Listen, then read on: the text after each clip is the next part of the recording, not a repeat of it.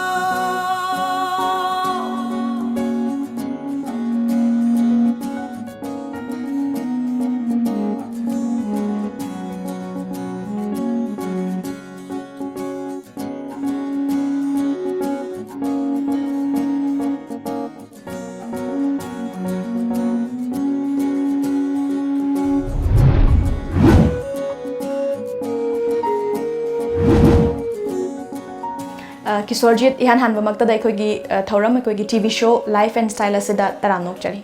TOMTV yang direba mayam pugna su Kishorjit na khurumdari yam nungai zai Kishorjit tagi lakchaning liba ihan hanba wahang asi aikoina koigi congratulations haibasi thamjage aduga ihan hanboi na khangjaning lisi Kishor se koina tajaba matamda photography gi lamsra sangsilak pase yam angang oiringai dagi di sangsilak kide punsigi tangkak amada koigi sum pamjarubadagi natraga ngaujarambadagi soidna oirangani madugi wari do kai journey se kamai changa kibanu haipase thambiu journey je koi 2008-9 saigi social media gi koi influence kitang koi da khara yam internet kai haitare ko access yam phajana phangak pu matam sida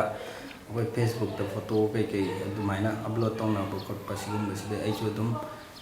pamba dagi horakhi da wali masa kai sum khara iram ba kholam badagi film line da sangakpa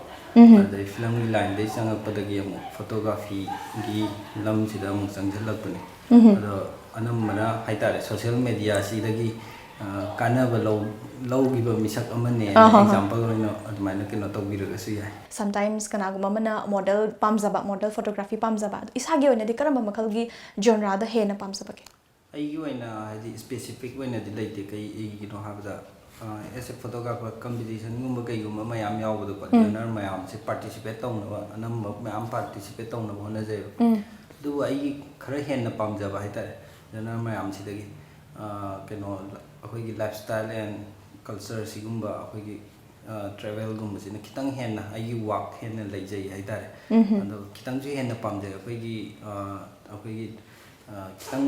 rural area da daiba travel gi oigara akhoi Manipur gi lifestyle ji khara sum mangdhari ibasing si saina sum capture tawraga sum thamjan hawning ba haitare so photographer ama oibagi lifestyle se photo kap khak nataba haitare ayuk tagi nungthang phawbagi kari activities sing kamai daily routine si kamai tawi edu khara khangsake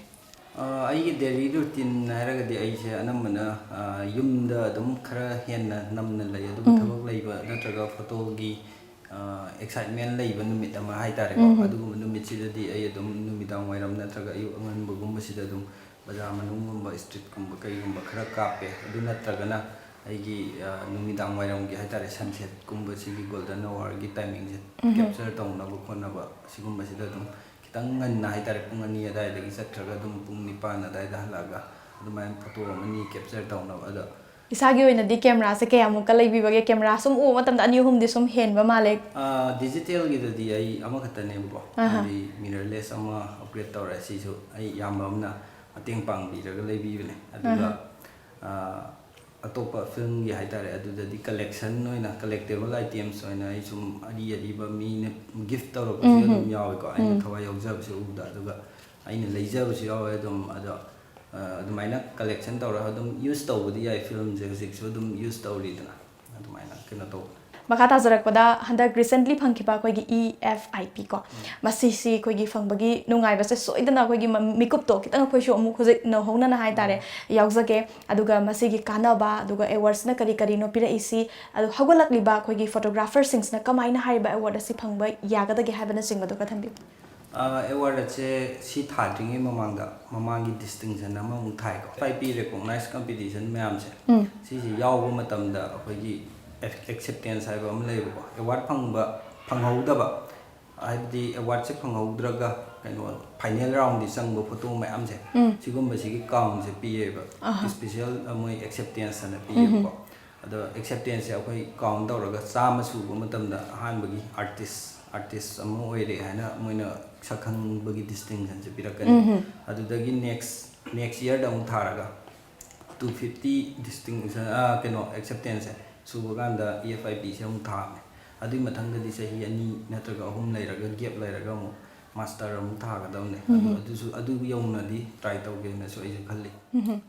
ꯑꯗꯨꯒ ꯑꯩꯈꯣꯏꯒꯤ ꯉꯁꯥꯏꯒꯤ ꯅꯨꯡꯉꯥꯏꯕ ꯃꯤꯀꯨꯞꯇꯣ ꯑꯗꯨꯝꯇꯪꯒ ꯈꯪꯖꯒꯦ ꯅꯨꯡꯉꯥꯏꯕꯁꯦ ꯑꯩ ꯑꯥꯔꯇꯤꯁꯀꯤ EFIP ꯃꯃꯥꯡꯒꯤ ꯆꯍꯤꯗ ꯐꯪꯈꯤꯕꯁꯦ ꯁꯤꯁꯤꯅꯗꯤ ꯌꯥꯝ ꯍꯦꯟꯅ ꯊꯋꯥꯏ ꯌꯥꯎꯖꯈꯤ ꯀꯩꯒꯤꯅꯣ ꯍꯥꯏꯕꯗ ꯑꯩꯅ ꯑꯃꯨꯛꯇꯪꯗꯤ ꯁꯤꯒꯤ ꯂꯦꯚꯦꯜꯁꯤ ꯐꯥꯎꯗꯪꯗꯤ ꯌꯧꯈꯤꯒꯦꯅ ꯈꯜꯂꯒꯀꯣ ꯍꯣꯠꯅꯈꯤꯕ ꯆꯍꯤ ꯑꯃꯒꯤ ꯃꯅꯨꯡꯗ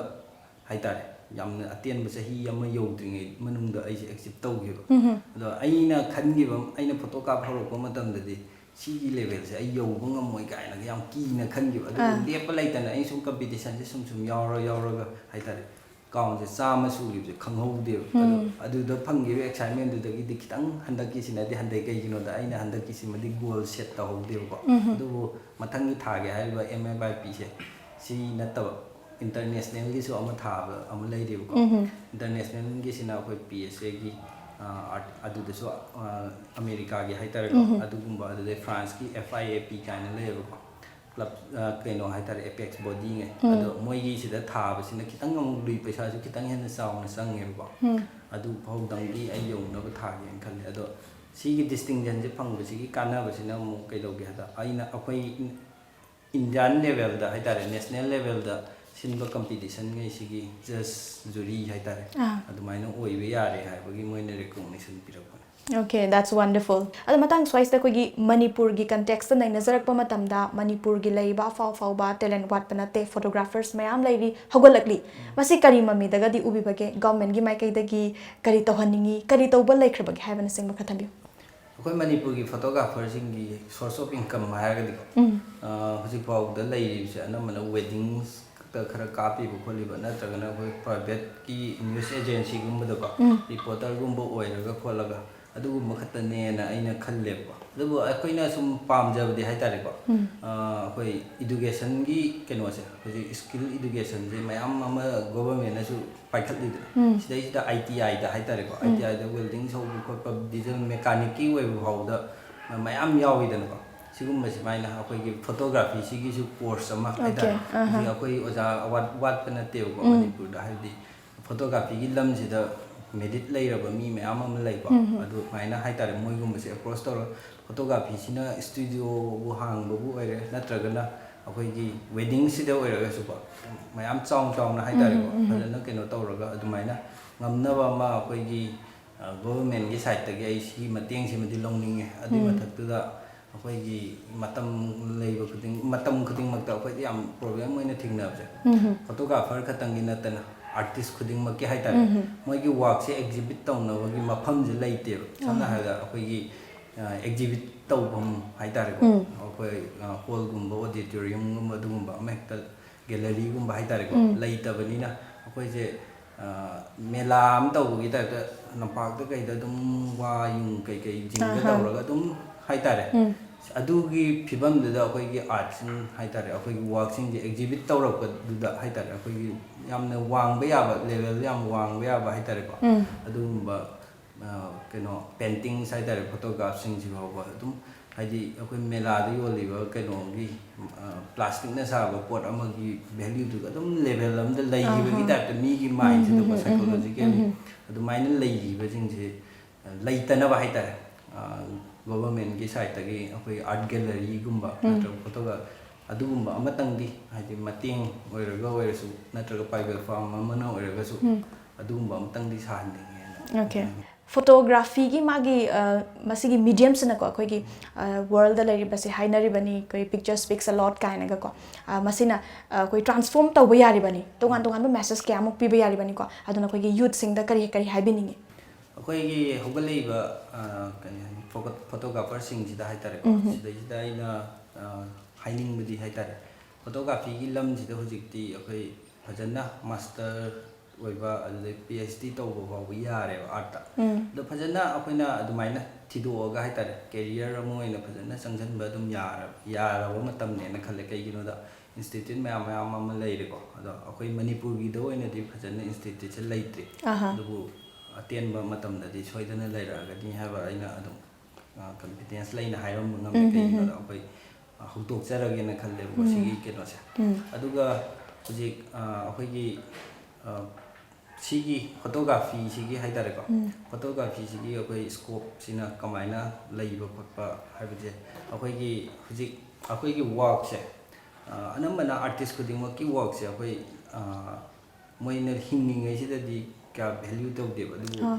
ꯃꯣꯏꯅ ꯂꯩꯈꯤꯗ꯭ꯔꯕ ꯀꯥꯟꯗ ꯑꯅꯝꯕꯅ ꯚꯦꯂ꯭ꯌꯨ ꯇꯧꯕꯤꯌꯦꯕꯀꯣ ꯑꯗꯣ ꯁꯤꯒꯤꯁꯦ ꯑꯩꯈꯣꯏꯒꯤ प्रजा ꯃꯤꯌꯥꯝꯅ ꯍꯥꯏꯇꯥꯔꯦꯀꯣ ꯂꯤꯚꯤꯡ ꯑꯥꯔꯇꯤꯁꯁꯤꯡꯁꯤꯗ ꯑꯣꯏꯅ ꯍꯦꯟꯅ ꯁꯞꯄꯣꯔꯠ ꯇꯧꯕꯤꯔꯛꯑꯀꯥꯟꯗ ꯍꯥꯏꯇꯥꯔꯦꯀꯣ ꯍꯦꯟꯅ ꯑꯩꯈꯣꯏꯁꯨ ꯒ꯭ꯔꯣꯠ ꯇꯧꯒꯅꯤꯅ ꯑꯩꯅ ꯑꯗꯨꯃꯁꯨ ꯍꯥꯏꯖꯅꯤꯡꯉꯦ ꯑꯗꯨꯒ ꯑꯩꯈꯣꯏꯒꯤ ꯍꯧꯖꯤꯛ ꯅꯦꯆꯔꯒꯨꯝꯕꯒꯤ ꯐꯣꯇꯣꯒ꯭ꯔꯥꯐꯔꯁꯦ ꯑꯩꯈꯣꯏ ꯃꯅꯤꯄꯨꯔꯗ ꯀꯩꯗ ꯐꯖꯅ ꯌꯥꯝꯅ ꯂꯩꯇꯦꯕ ꯀꯩꯒꯤꯅꯣꯗ ꯏꯀ꯭ꯋꯤꯞꯃꯦꯟ ꯀꯩꯀꯩꯁꯦ ꯌꯥꯝ ꯇꯥꯡꯕꯅ ꯑꯗꯣ ꯁꯤꯒꯨꯝꯕꯁꯤꯗ ꯑꯩꯈꯣই ꯐꯖꯅ ꯔꯤꯁꯔꯁ ꯇꯧꯔꯒ ꯍꯥꯏꯇꯥꯔꯦ ꯑꯩꯈꯣꯏ ꯃꯅꯤꯄꯨꯔꯗ ꯐꯪꯉꯤꯕ ꯁꯉꯥꯏꯕꯨ ꯑꯣꯏꯔꯦ ꯑꯃꯒꯤꯕꯨ ꯑꯣꯏꯔꯦ ꯑꯗꯨꯒꯨꯝꯕꯁꯦ ꯐꯖꯅ ꯑꯩꯈꯣꯏꯅ ꯔꯤꯁꯔꯁ ꯇꯧꯔꯒ ꯑꯩꯈꯣꯏ ꯅꯦꯠ ꯖꯤꯑꯣ ꯀꯩꯀꯩꯒꯤ एपिसोड कई अदुगुम्बा नम्मगा खोलगा हाइतारेको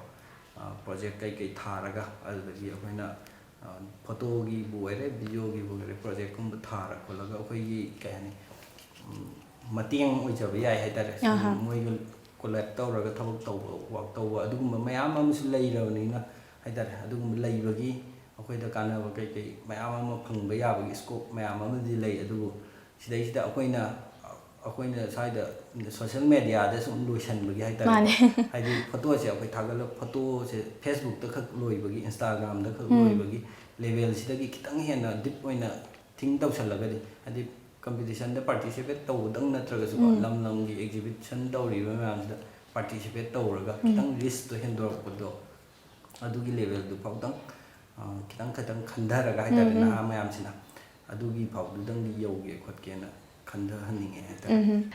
Kishorjit ki oina dine akhoi ki photographer ama gilam sa sangsilak labanina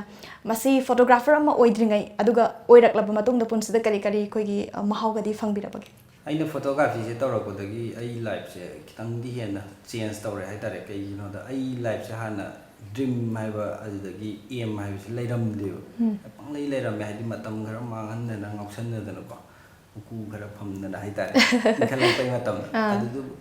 अदुबु आइना फोटोग्राफी से तौरु मतमदको तौबदगी हाइतारे टाइमिंग दुगसु चानागिबसु ओइरम बयाय आइना मैच्योर ओइरप टाइमिंग से को अदु सी तौरुबदगी आइगोंद वखलोन से ड्रीम हाइबा एम हाइबा आई फर्स्ट स्टार्ट दबयादे आई कंपटीशन जे यावदबयादे आई EFIP फंगदबयादे हाइबगी सिगी हैबिट तम लैगरेबा अदुदगी सुम आई लाइफ से खितंग खितंग चेंज तौरपरा हाइना आइना अदुम खनजे अदुगा अमु कानबा अमा हायरगदी फोटोग्राफी से आई तौबदगी आइगी पर्सनालिटी हाइगदको आइना मी अमा आइगे ओपोजिट लैरिबा मी अमगी मागी कहनी मागी वखन कई खलमगदगे अदगी मागी माइंड मा कमाइन यानबा आइना कमाइन चटकदगे खोटकदगे हाइबा सिगुम्बसे खितंग हेना डिप ओइना खंजनबगी हाइतारे आइगोंद नॉलेज से खितंग हेंगलकप्रा हाइना आइना खंजरे हाइतारे ꯑꯗꯣ ꯉꯁꯥꯏ ꯀꯤꯁꯣꯔꯅ ꯄꯟꯕꯤꯈꯤꯀꯣ EFIP ꯐꯪꯈꯤꯕꯁꯤꯅ ꯑꯗꯨꯝ ꯅꯨꯡꯉꯥꯏꯈꯤ ꯑꯗꯣ ꯃꯁꯤ ꯅꯠꯇꯕ ꯇꯣꯉꯥꯟꯕ ꯑꯦꯋꯥꯔꯗꯁꯤꯡ ꯐꯪꯂꯛꯄꯁꯤꯡꯁꯤꯗꯒꯤꯅꯦ ꯑꯣꯏꯔꯁꯨ ꯌꯥꯏ ꯄꯨꯟꯁꯤꯒꯤ ꯑꯣꯏꯔꯁꯨ ꯌꯥꯏ ꯈ꯭ꯋꯥꯏꯗꯒꯤ ꯅꯨꯡꯉꯥꯏꯕ ꯃꯤꯀꯨꯞ ꯑꯃꯇꯪ ꯊꯝꯕꯤꯔꯝꯃꯨ ꯑꯩꯒꯤ ꯈ꯭ꯋꯥꯏ ꯅꯨꯡꯉꯥꯏꯈꯤꯕ ꯃꯤꯀꯨꯞ ꯍꯥꯏꯕꯁꯦ ꯑꯩꯅ ꯌꯥꯝꯅ ꯏꯟꯇꯔꯅꯦꯁꯅꯦꯜꯒꯤ ꯑꯦꯋꯥꯔꯗꯁꯦ ꯁꯤ ꯐꯪꯕꯁꯦ ꯈ꯭ꯋꯥꯏꯗꯒꯤ ꯅꯨꯡꯉꯥꯏ ꯀꯩꯒꯤꯅꯣꯗ ꯑꯩꯅ ꯌꯥꯝ ꯈꯜꯂꯦꯕꯀꯣ ꯀꯔꯤ ꯁꯣꯛꯇꯅ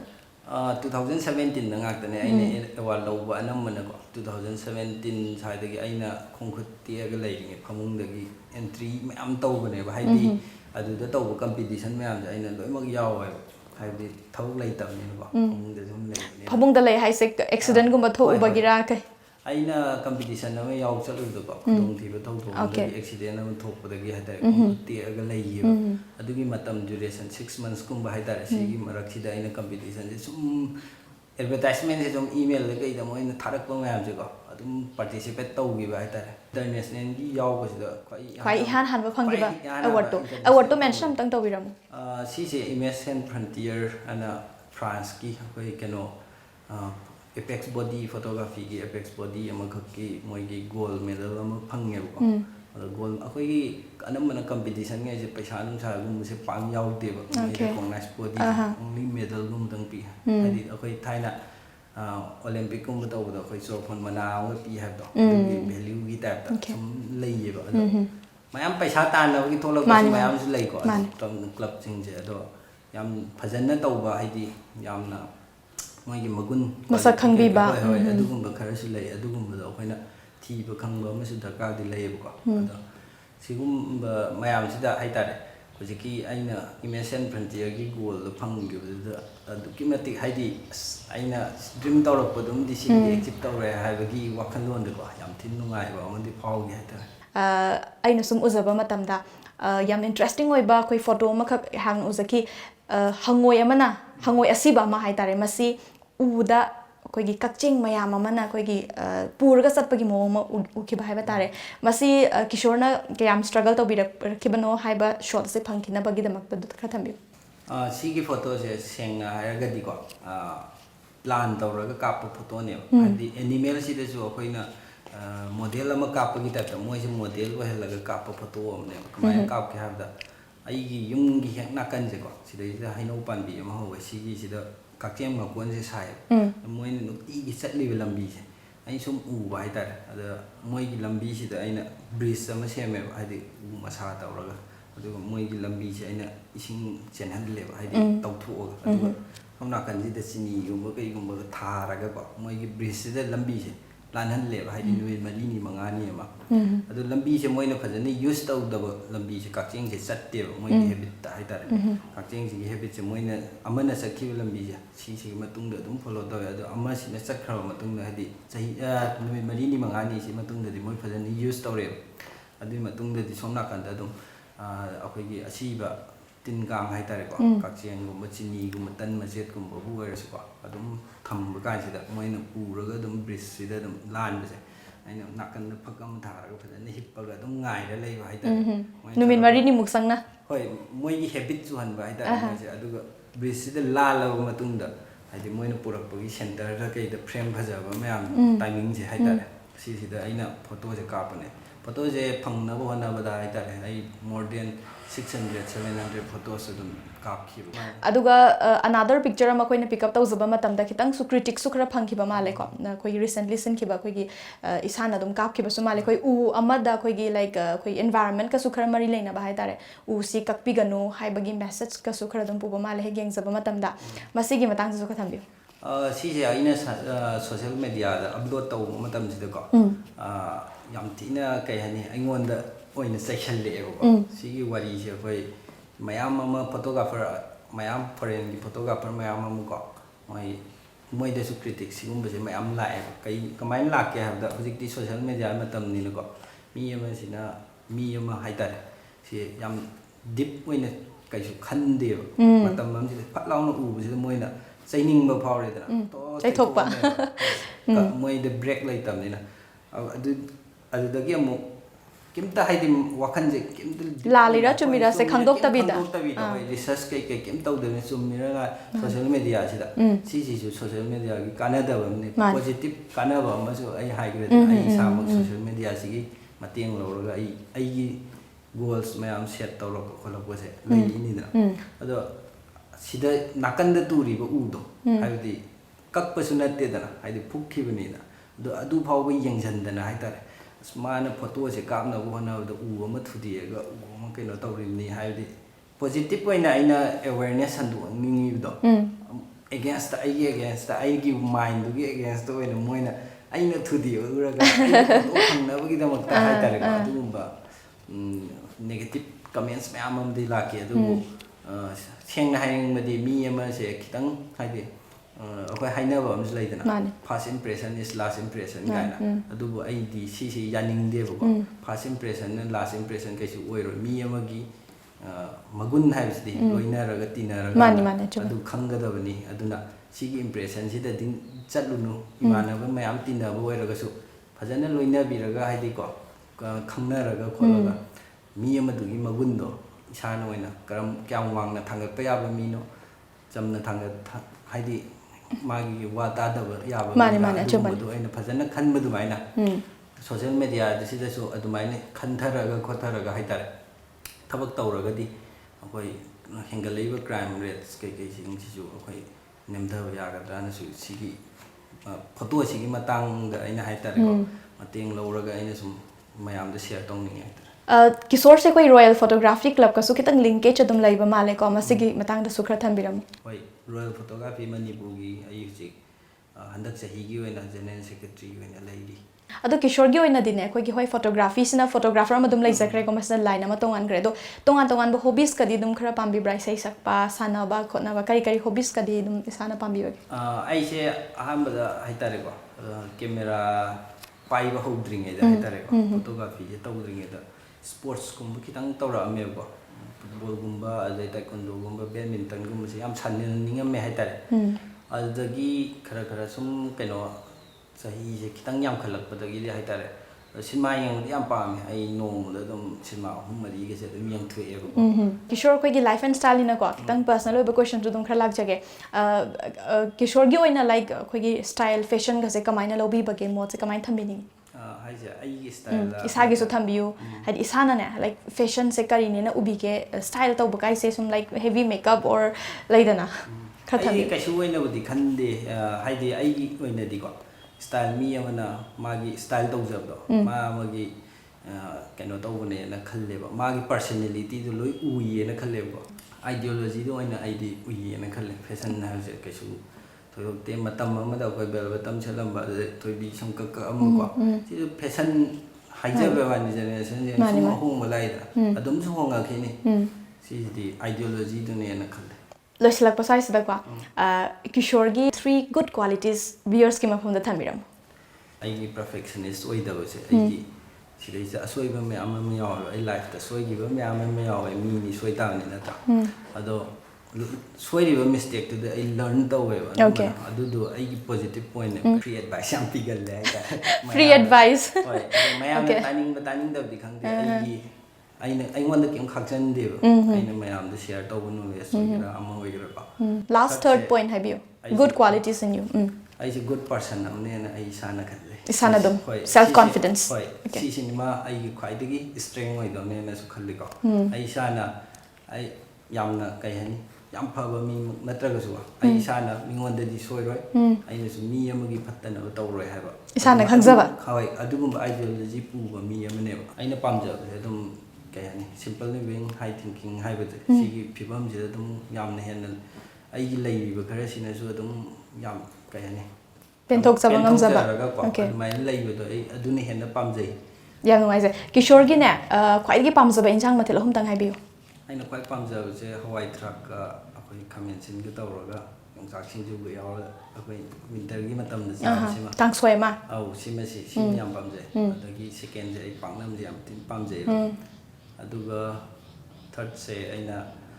khungdum gumba akoi hawai jaga tawbase nupi da sen ga ba gun ahum tang pamjaba khra thamiram moduga nupa ama oiraga su nupa ama da sab saba gun ahum tang thamiram aina pai khanjabse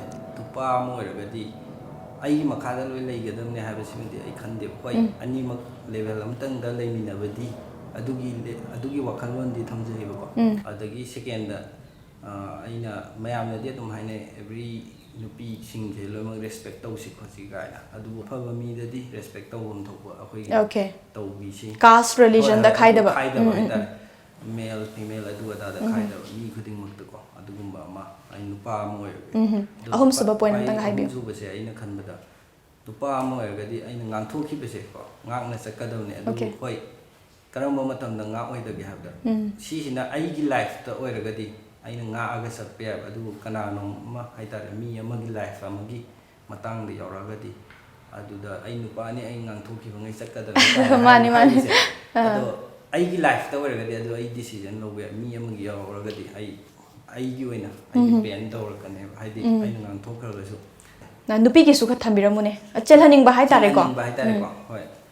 Kitang akoi nupi gi da haitare gadi kitang aina pamjabdo ko koi thamoi sengba hai Okay. Thamoi sengba. Adagi aigi ma ipabu su haitare ko yam nungsibi ba haitare adu Samna haraga koi gi masa pokchaba mama mapasana tana mapam thadorak pa matamda ko madusu chamana na miyeng da yengba ngamba adugumba nupi. Okay. mane aduga akoi gi thakha haitare thak amadi kha haitare mathaksu makhasu ka aduga adugumba kitang kayani kitang yam equally yengba ngamba mi jikti kitang di ware Iroi loi select pada Kishore gi koi future plans ko oi photography gi lams na professionally oina changbi khre masina taba atopa plans ka dilai bra kari tauge kaina ga dikhan bi bale aise hujik photography sidagi ko institute amadi hange na su khalli aduga akoi entrepreneur program haitare akoi Manipur government star Manipur na pangtui program si su ai try tawe ko hujik phawdadi ai keno funding di phangdri adu idea stage lay ne khara training kai khara watli hai ko Everything should be under planning. Yam nungai zai Kishore ngasi gi koi gi life and style gi show si mapung fahan biba isagi oiba lifestyle tham biba pamba pamdaba su tham biba loina loina photography gi lam sida su kana kada bawa fama yama tham biba ko tungda su he na mai pak pa oi view hai bawa fama si tham jari. Thank you so much. Thank you TOMTV amadi viewers in thagase Well, dear viewers, that was all for today. See you in the next episode on Saturday. Till then, keep watching Times of Manipur.